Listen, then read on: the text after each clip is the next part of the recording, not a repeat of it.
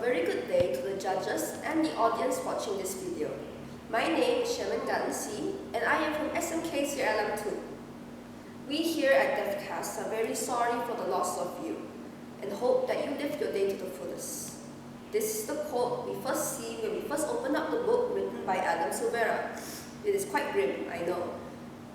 The book revolves around the concept that everyone will receive a call at around midnight on the day that they will die. And in this book is the story of Mateo Torres and Rufus Emeterio. But let's stop there. First, I want to talk about the illustration of the book. The book shows the two main characters walking in the park in the city.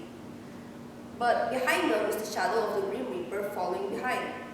I think that this signifies that death is always creeping up behind us no matter what we're doing. Other than that, the illustration of the book shows blue hues all over and is in a generally very monochromatic tone.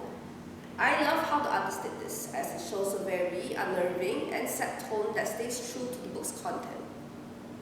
Now, moving on to the characters. Mateo Torres is a very quiet, reserved, and generally undaring guy. He's the type to stay indoors and play with his laptop rather than go out with his friends. On the day that he got his call at 12 a.m., he broke down. He didn't know what to do. He wondered whether he wanted to stay in his comfort zone and do the things that he's used to, or does he want to live his day to the fullest, go outside and do the things that he has always wanted to do. He pondered back and forth with obsessive thoughts about what would happen to him. In a sense, in that way, I kind of relate to him. Me, as a very anxious person, I tend to overthink a lot too. But at the end of the book, when Mateo Torres finally overcomes this weakness of his, it inspires me and makes me think that I too can overcome my weakness. The next character I would love to talk about is Rufus Emeterio. Rufus Emeterio is a very headstrong, loyal, yet hot-tempered guy. When he first got his call at 1:20 a.m., he was in a fight with his friends. The moment he got his call, he hung up. This shows that he was very angry when it happened. He stopped the fight and quickly cycled back home with his friends to his foster house. Rufus Emeterio is a very family-oriented man. When he was young, he lost his family in an accident, and now he lives with his foster family, whom he loved very much. When his family found out that he was going to die within 24 hours, they all decided to have one last meeting and decided to hang out together. Though, this was cut short as the guy from before in the fight had called the cops on Rufus. So he had no choice but to flee.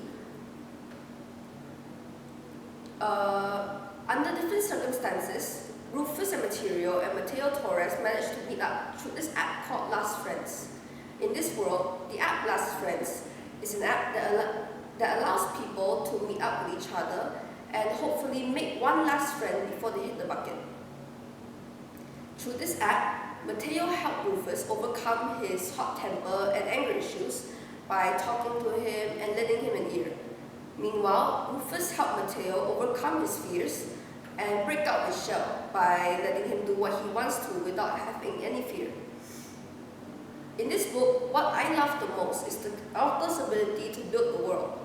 The author had made many apps, companies, and buildings that will fit into the world to make it seem more lively, such as the Last Friends app that I have mentioned before, an app in the book that allows people to share their experience in their final hours on the earth. And there's also a company in the storybook that allows people to travel within 4 hours around the world. Not only that, the author has an immense ability to write characters that are very realistic, such that Mateo Torres that I find myself relating to the most. The author is able to write characters that have realistic trauma, problems, and feelings that allow readers to relate to them more. All in all, I think that this book is a 10 out of 10. It's really relatable, it's realistic, and it's also really sad.